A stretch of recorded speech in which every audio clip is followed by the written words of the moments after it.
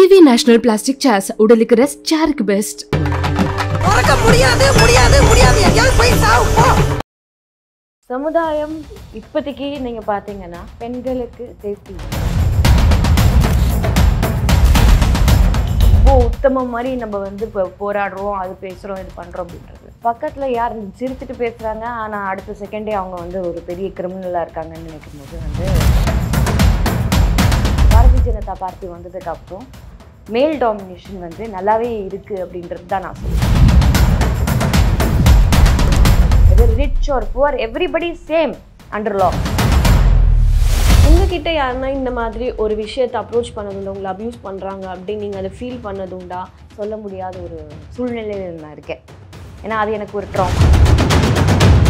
அவங்களோட வழிகள் எனக்கு புரிஞ்சுக்க முடியும். ஏன்னா நான் வந்து இருக்கிறதுலே டிஸ்கஸ்டிங் திங்ஸில் நான் ஃபேஸ் பண்ணியிருக்கேன். அதாவது நீங்கள் வந்து எப்படி உயிரோடு இருக்கீங்கன்னு நிறைய பெண்கள் கூட கேட்கலாம். எனக்கு நிறைய 2-3 லீடர்ஸோட விஷயங்களுமே தெரியும். அவங்க என்ன கோத்து பண்ண, I don't want to mention there name, ஏன்னா அது அவங்களோட பெயின்.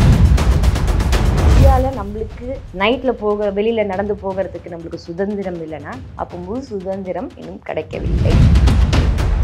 ஸ்கூலில் படிக்கும்போது நம்ம அசம்பிளியில் வந்து எத்தனையோ விஷயங்கள், நல்ல விஷயங்கள்லாம் சொல்லி கொடுப்பாங்க. அந்த சமயத்துலேயே நம்மளுக்கு வந்து இந்த சட்டம் பெண்களுக்கு எதிராக இது பண்ணியாச்சுன்னா இதுதான் உங்களுக்கு தண்டனை அப்படின்றது வந்து சொல்லிக் கொடுக்கணும் சின்ன வயசுல. வணக்கம். கொல்கத்தால ஒரு பெண் மருத்துவருக்கு நடந்த அந்த ஒரு பிரச்சனையே இன்னும் ஒரு தீர்வுக்கு வரல. அதுக்குள்ளே பார்த்தீங்கன்னா நம்ம தமிழகத்துல கிருஷ்ணகிரி மாவட்டத்திலுமே இதே மாதிரி ஒரு வன்கொடுமை ஒரு ஸ்கூல் படிக்கிற மாணவிக்கு ஏற்பட்டிருக்கு. ஸோ இதை பத்தி நம்ம கூட பேசுறதுக்கு actress and politician Gayathri Raghuram அவர்கள் இணைஞ்சிருக்காங்க. வாங்க பேசலாம். வணக்கம் மேம். வணக்கம்.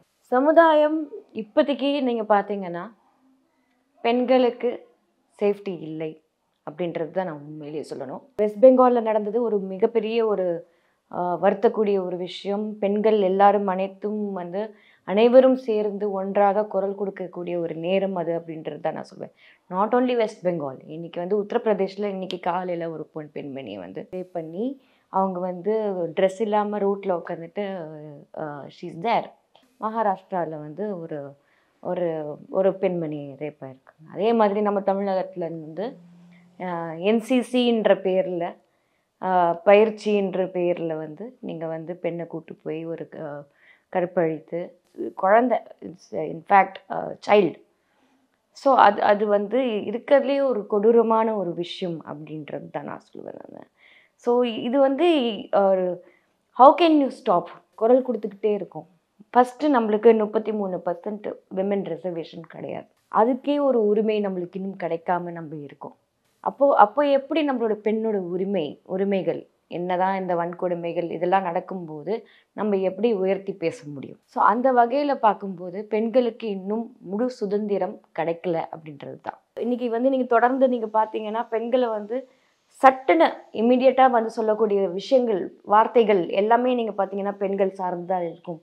அதே வந்து ஆண்கள் மீது அந்த மாதிரியான ஒரு தாக்குதல் இருக்காது அப்படின்றது தான் நான் சொல்லுவேன். நான் நம்ம ஸ்கூலில் படிக்கும்போது நம்ம அசம்பிளியில் வந்து எத்தனையோ விஷயங்கள், நல்ல விஷயங்கள்லாம் சொல்லி கொடுப்பாங்க, ப்ரேயர் சொல்லுவோம். அந்த சமயத்துலேயே நம்மளுக்கு வந்து இந்த சட்டம் பெண்களுக்கு எதிராக இது பண்ணியாச்சுன்னா இதுதான் உங்களுக்கு தண்டனை அப்படின்றது வந்து சொல்லிக் கொடுக்கணும் சின்ன வயசுலேருந்தே. எனக்கு தெரிஞ்சு 5th 6th ஸ்டாண்டர்ட்லேருந்தே ஆரம்பிக்கணும் அந்த விஷயங்கள் எல்லாம் அசம்பிளிலேயே ஆரம்பிக்கணும். ஏன்னா என்னைக்கு அந்த ஸ்கூல் ஃபுல்லாக அன்றைக்கி இருக்காங்களோ அந்த டைம்லேயே ஆரம்பிக்கணும். Any crimes is not good. அது மட்டும் இல்லாமல் இன்றைக்கி பேரண்ட்ஸ் வந்து அவங்க பையனை சொல்லி வளர்க்க மாட்டேங்கிறாங்க. பரவாயில்ல, அது ஃபோன் தானே அப்படின்னு சொல்லிட்டு விட்டுட்டு போயிடுறாங்க.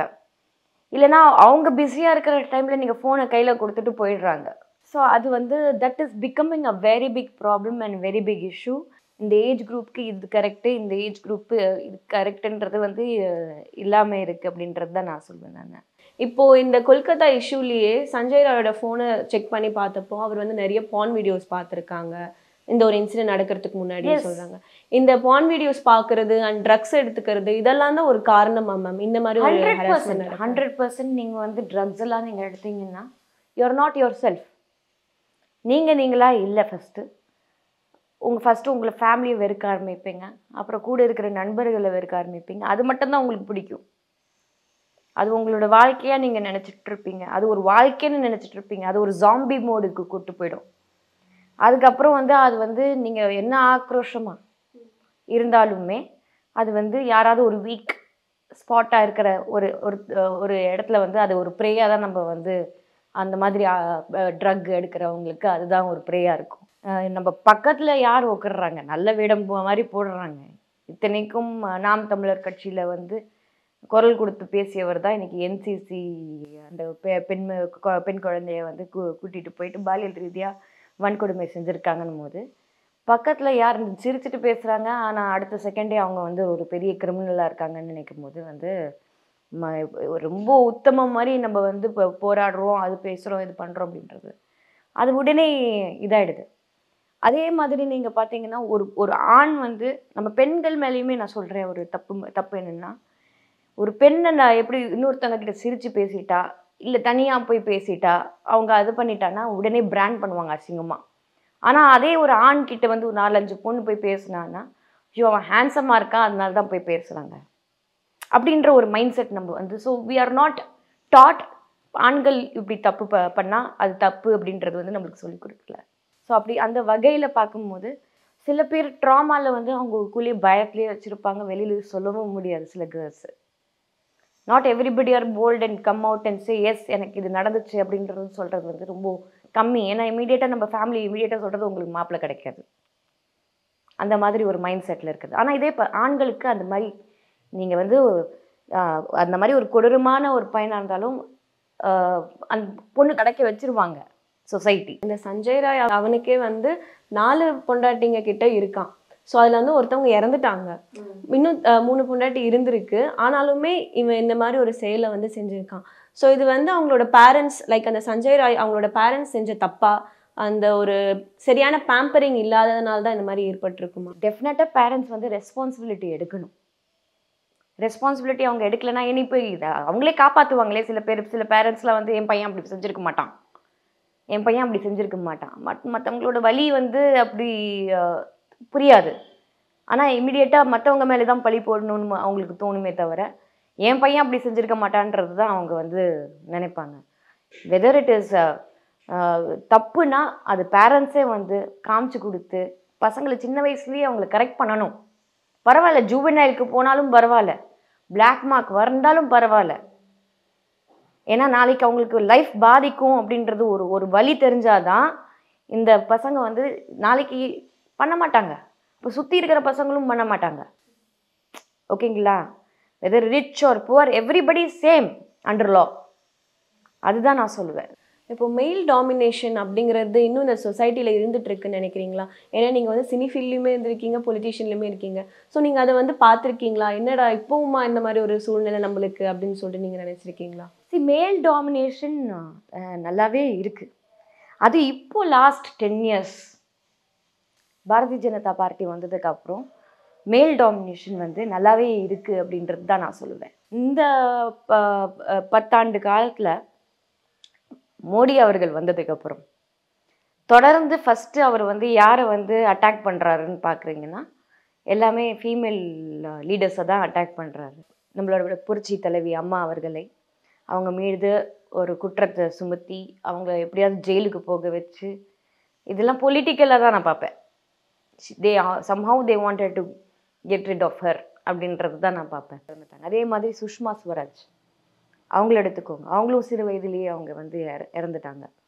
அதே மாதிரி நீங்கள் வந்து சில பேரை கீழே விழுத்தணும் அப்படின்றவங்க, வசுந்தரா ராஜே நல்லா சிஎம் இருந்தாங்க, அவங்கள கீழே இழுத்தாச்சு. உமா பாரதி அவங்க இருந்தாங்க, உமா பாரதி அவங்கள வந்து சைட்லைன் பண்ணியாச்சு, அவங்கள ரிசைன் பண்ண வச்சாச்சு. அதே மாதிரி பட்டேல் அவங்க ஆனந்த்பேன் பட்டேல் அவங்களையும் வந்து ரிசைன் பண்ண வச்சாச்சு. அதுக்கு மட்டும் இல்லாமல் இப்போ ஸ்மிருதி இரானிக்கு வந்து அந்த அளவுக்கு ஒரு எலெக்ஷன் கேம்பெயின் கொடுக்கல, அப்படியே அவங்க தோக்கடிச்சாச்சு.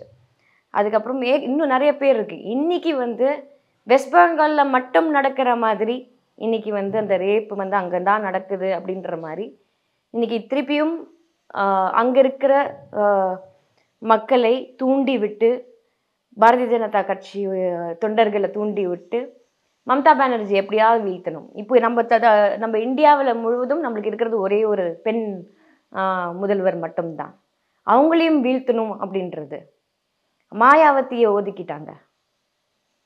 ஓகேங்களா?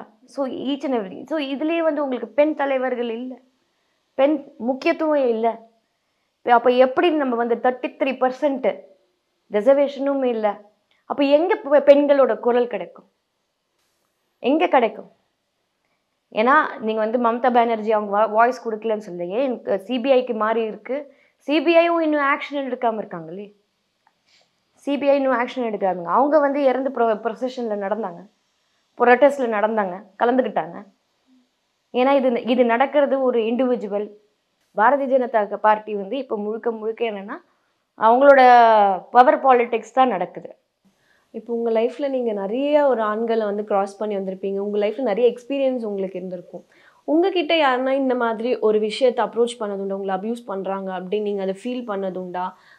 அந்த ஒரு விஷயத்தை நீங்கள் எப்படி ஹேண்டில் பண்ணீங்க? பிகாஸ் உங்களை மாதிரி ஒரு எக்ஸ்பீரியன்ஸ் பர்சனால் தான் எங்களுக்கு வந்து அந்த ஒரு பாதுகாப்பு தர முடியும் இல்லையா? டெஃபினட்டாக நான் வந்து கோ த்ரூ பண்ணாத விஷயம் இல்லை. பிகாஸ் நான் சொன்னால் என்னோட எக்ஸ்பீரியன்ஸ் என்னால் வந்து ஃப்ரீயாக எனக்கு சொல்ல முடியாத ஒரு சூழ்நிலையில் நான் இருக்கேன். ஏன்னா அது எனக்கு ஒரு ட்ராமா. அந்த ட்ராமாலேருந்து நானுமே மீறல. ஓகேங்களா? அந்த ட்ராமாலேருந்து நானுமே மீறாத ஒரு பர்சனாக தான் இருக்கேன். எனக்கு சொல்கிறதுக்கு இன்னும் தைரியம் வரல அப்படின்றது சொல்ல, மேபி அந்த ஏஜும் இல்லை அப்படின்றது தான் நான் சொல்லுவேன் நான். ஆனால் டெஃபினட்டாக நானும் கோ த்ரூ பண்ணியிருக்கேன். நம்ம we have to keep our self very confident and strong. இதெல்லாம் ஒரு விஷயம் நம்மளை வந்து பாதிக்கக்கூடாது. ஏன்னா இது நம்மளோட தப்பு கிடையாது. It is not our fault. ஓகேங்களா? பெண்களோட தப்பு கிடையாது. அதனால இது நம்ம மேலே போட்டுக்கிறதோட அதுலேருந்து நம்ம வந்து மற்றவங்களுக்காக போராடக்கூடிய ஒரு இடத்துல நம்ம இருக்கணும் அப்படின்றது தான் நான் சொல்லுவேன். அந்த போராட்டத்தில் நம்ம வெற்றி கண்டோம்னா டெஃபினட்டாக அது நம்மளுக்கு வந்து ஒரு மன நிம்மதி கிடைக்கும் அப்படின்றது தான். நான் ஃபேஸ் பண்ணாத விஷயங்களே கிடையாது, நான் ஃபேஸ் பண்ணாத ஹியூமிலிட்டியும் கிடையாது.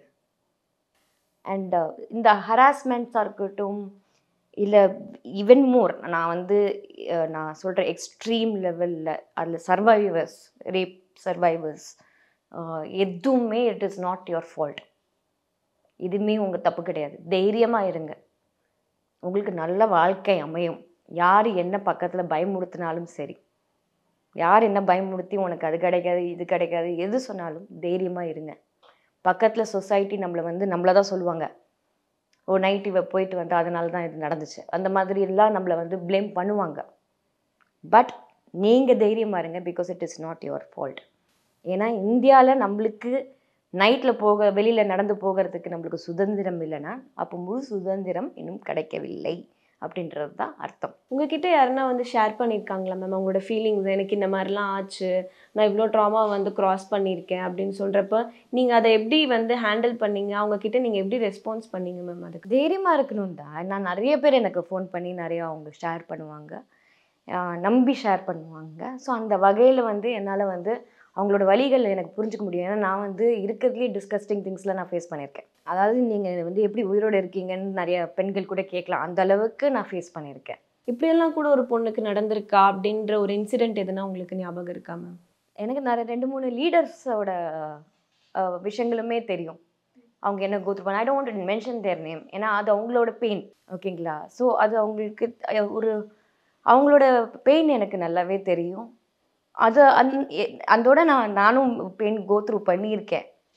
ஸோ அந்த வகையில் பார்க்கும்போது அதெல்லாம் வந்து அக்செப்ட் பண்ணக்கூடிய ஒரு விஷயமே கிடையாது. யாருமே ஈஸியாக, அதுவும் எஸ்பெஷலாக இன்றைக்கி வந்து பெரிய இடத்து பெண்ணாக இருக்கட்டும், ஒரு பெரிய பெரிய ஃபேமிலியில் இருக்கிறவங்களா இருக்கட்டும், யாராக இருக்கட்டும், யாருமே ஈஸியாக ஒரு பொசிஷனுக்கு வந்துட முடியாது. அது கஷ்டம். இதையும் எத்தனையும் தாண்டி நம்ம வந்து இங்கே நிற்கிறோம்னா நான் எல்லா பெண்களுக்குமே ஹேட்ஸ் ஆஃப் தான் நான் சொல்லுவேன். நான் அந்த காலத்தில் ஸ்கூலுக்கு போயிட்டு வந்தால் என்ன வேணால் நடக்கலாம், அந்த மாதிரி இருந்துச்சு. ஸோ வெளியிலையும் வராது இன்ஃபர்மேஷன். இன்றைக்கி வந்து வெளியில் வரதுக்கான ஒரு விஷயம், நிறைய பெண்கள் போல்டாக இருக்காங்க, போல்டு ஆகணும் அப்படின்னு தான் நான் சொல்கிறேன். எதுவுமே மனசுக்குள்ளே வச்சுக்காதீங்க, இமீடியட்டாக போய் போலீஸ்கிட்ட கம்ப்ளைண்ட் பண்ணுங்கள். Okay ma'am. இப்போ வந்து எதனா ஒரு பெண்கள் வந்து வெளியில் போய் நம்ம சர்வே பண்ணணும், வெளியில் நம்ம ஒர்க் போகணுன்னாலே பயப்படுற ஒரு சூழ்நிலை வந்து ஏற்பட்டுருக்கு. ஸோ அதனால் பெண்கள் வெளியில் போகிறதுக்கான ஒரு அச்சம் உண்டாகி இருக்குன்னே சொல்லலாம். ஃபர்ஸ்ட்லாம் வந்து நம்ம இண்டிபெண்டன்ட் கிடச்சிருச்சு, நம்ம வந்து சுதந்திரமாக இருக்கோம் அப்படின்னு சொல்லிட்டு இருந்தாங்க. ஆனால் இப்போ அந்த ஒரு நிலைமை இல்லை அப்படின்னு சொல்லிட்டு ஒவ்வொரு பெண்ணுமே ஃபீல் பண்ணுறாங்க. இதை பற்றி என்ன நினைக்கிறீங்க மேம்? பெண்கள் பயப்படுறாங்க அப்படின்றது வந்து நான் ஒத்துக்க மாட்டேன். பெண்கள் தைரியமாக தான் இருக்காங்க. ஸோ அதனால் அந்த பயம்ன்ற வார்த்தையை நம்ம வந்து நம்மளோட மனதிலேருந்து எடுத்துக்கிட்டு நம்மளுக்கான உரிமைக்காக நம்மளுக்கு போராடக்கூடிய ஒரு நேரம் வந்திருக்கு அப்படின்றது தான் நான் சொல்கிறேன். ஸோ நம்ம கண்ணுக்கு முன்னாடி நம்ம வந்து சென்ட்ரல் கவர்மெண்ட் சரி பண்ணாதான் இன்றைக்கி ஸ்டேட் கவர்மெண்ட்ஸ் எல்லாமே கரெக்டாக ஆகும். அப்படியும் பார்த்து நீங்கள் பார்த்தீங்கன்னா புரட்சி தலைவி அம்மாலாம் வந்து நம்மளுக்கு நல்லது செஞ்சுருக்காங்க. சென்ட்ரல் கவர்மெண்ட்டை மீறி நிறைய விஷயங்கள் அவங்க வந்து ஸ்டேட் கவர்மெண்ட்டில் இருக்கும்போது அவங்க வந்து நிறைய விஷயங்கள் இது பண்ணியிருக்காங்க. ஸோ ஆனாலுமே எல்லாரும் ஒரே மாதிரி பெண்களுக்கு பாதுகாப்பாக இருக்கணும். முழு இந்தியா மாறி பாதுகாப்பு கொடுக்கணும். ஏன்னா நம்ம ஊரே வந்து பார்த்திங்கன்னா பெண்களை தெய்வமாக கும்பிடக்கூடிய ஒரு ஊர். மற்ற கண்ட்ரியில் வந்து ரேப் பண்ணாங்கன்னா இம்மீடியட்டாக தே ஷூட் த பர்சன், இல்லைன்னா வந்து தூக்கு தண்டனை இருக்குது நிறைய ஊரில். ஆனால் நம்ம ஊரில் தான் மேடையில் உட்கார வச்சு ஒரு ரேபிஸ்ட் பில்கிஸ் பானு அவங்களோட ரேப் பண்ணவங்களை வந்து வெளியில் வந்ததுக்கப்புறம் வாயில் வந்து ஸ்வீட்டு கொடுத்து அவங்கள மேடையில் உட்கார வச்சு பாஜக இதில் வந்து உட்காந்து அழகு பார்த்தாங்க. ஓகேங்களா? ஸோ அதனால் வந்து குட் இஸ் என்ன சொல்கிறது, யாருக்கு கெடுதல் பண்ணாலுமே அவங்களுக்கு நல்லது நடந்துக்கிட்டே இருக்குன்னா அது வந்து நல்லது இல்லையே. ஸோ அது பார்க்கும்போது மேல் டாமினேஷன் இருக்க தான் செய்யுது. ஆனால் அதுக்கு நம்ம எல்லாருமே ஒன்றுபட்டு, வெவ்வேறு கட்சிகள் யார் இருந்தாலுமே சரி, பெண்கள் அனைவரும் ஒன்றுபட்டு பெண்களோட உரிமைகளுக்காக குரல் கொடுக்கக்கூடிய ஒரு நேரம் வந்துருச்சு அப்படின்றது தான் நான் சொல்கிறேன். இப்போ ஒரு பெண்ணுக்கு வந்து செல்ஃப் டிஃபென்ஸ் எந்த அளவுக்கு இம்பார்ட்டன்ட்னு நீங்கள் நினைக்கிறீங்க? Definitely very important. ஆனால் இன்னைக்கு வந்து செல்ஃப் டிஃபென்ஸோட இன்னைக்கு நிறைய வந்து நீங்கள் பார்த்தீங்கன்னா ரவுடிஸ் வெளியில் வந்து கண்ணா அப்படின்னான்னு சுற்றுறாங்க. அதே சமயத்தில் நான் ஒன்று மட்டும் நான் சொல்லிக்கிறேன், லா ஸ்ட்ரிக்ட் ஆகலைன்னு வச்சுக்கோங்களேன். லா ஸ்ட்ரிக்ட் ஆகலைன்னா அந்த பாதிக்கப்பட்ட அந்த பெண்ணோட குடும்பம் யாராவது ஒருத்தர் க்ரைம் பண்ண ஆரம்பிச்சிடுவாங்க. அவங்க சட்டத்தை கையில் எடுத்துப்பாங்க. அது நடக்கக்கூடாது அப்படின்றது தான் நான் சொல்லுவேன். யாராக இருந்தாலுமே they have to face the law. So நிறைய விஷயங்களை ஷேர் பண்ணிக்கிட்டீங்க. Thank you so much. Thank you. VV national plastic chairs உடலுக்கு ரெஸ்ட், சேருக்கு பெஸ்ட். முடியாது